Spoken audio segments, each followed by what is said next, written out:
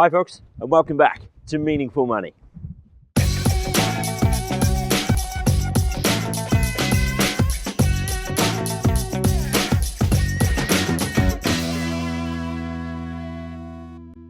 Okay, I'm here in what just looks like a sort of random location. I'm actually back at Lanyon Coit, where he was 2-3 videos ago, but it's so windy. Not sure if you can quite see how windy it is. Maybe you can hear it, but it's so windy I've had to turn the camera. So Lanyon Coit is right behind the camera. That's the big rock thing, like the rock table. Do you remember? Anyway, I'm sure I'll come back here again at a better time when you can see a little bit more of it. We need to wrap up our series on equity release. This is the 10th and final video in it. I didn't quite intend that it would be that long, but never mind. We've dealt with it pretty comprehensively, I think. And so this is a final summing up. The 5 main points. If you take nothing else away from this series, these are what I think are the 5 main points you need to take away when you're considering equity release. As ever, before I go into those, 7 Investment Management, my good friends down here in the bottom right, they sponsor the show. I'm very grateful to them for doing so. 5 points then. The 5 things you need to take away when you're thinking about equity release, because it's such a big decision. It's essential you get it right. The first one is, why are you considering equity release? Are there alternatives? Equity release is such a big decision, such a big financial and legal decision. It's such an emotive decision. You need to understand why and be happy that it's a good reason to consider it. You know, another 10 grand to do the garage up, turn it into a room or whatever, may be a perfectly good reason, but you need to be happy that the implications of equity release are justified by the reasons you're thinking about it. Just satisfy yourself on that. There is no right or wrong. You just need to be happy that the reasons why are good and legitimate, and that you have considered all the alternatives, importantly.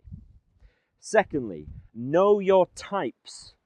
Understand the different kinds of equity release contract that there are. We talked about lifetime mortgages, and there's various subtypes of those, like home income plans and drawdown plans and things like that. And then there's home reversion plans, where you sell your property. Look back at the relevant videos and find what you think is the best one for you. Your advisor will help you, but I'll come back to that in a minute. So know your types, gen up, get the knowledge you need. That's why this site exists. Get the knowledge you need to make a good decision. 3, involve your family.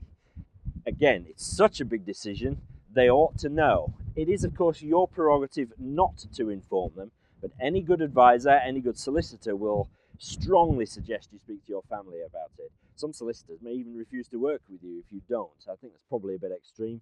It's your decision, but you certainly should involve your family because it's a big decision which will affect them.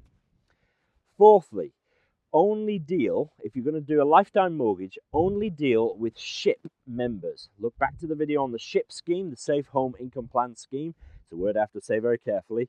Only deal with SHIP members, and then you are protected by the voluntary code.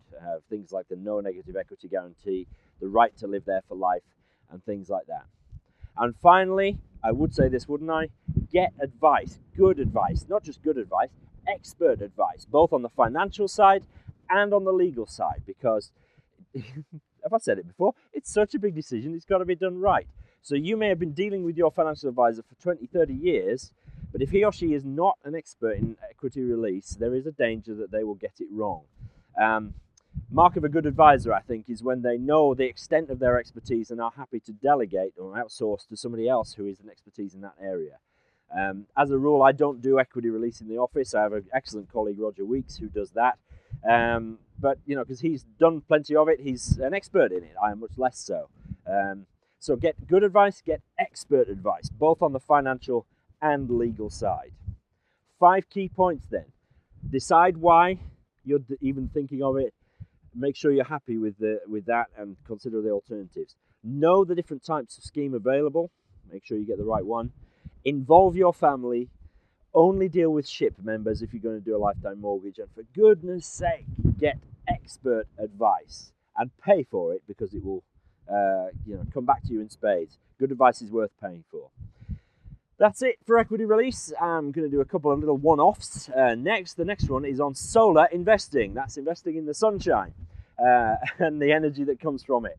So I'll see you next time for that, but goodbye from Lanyon Coit.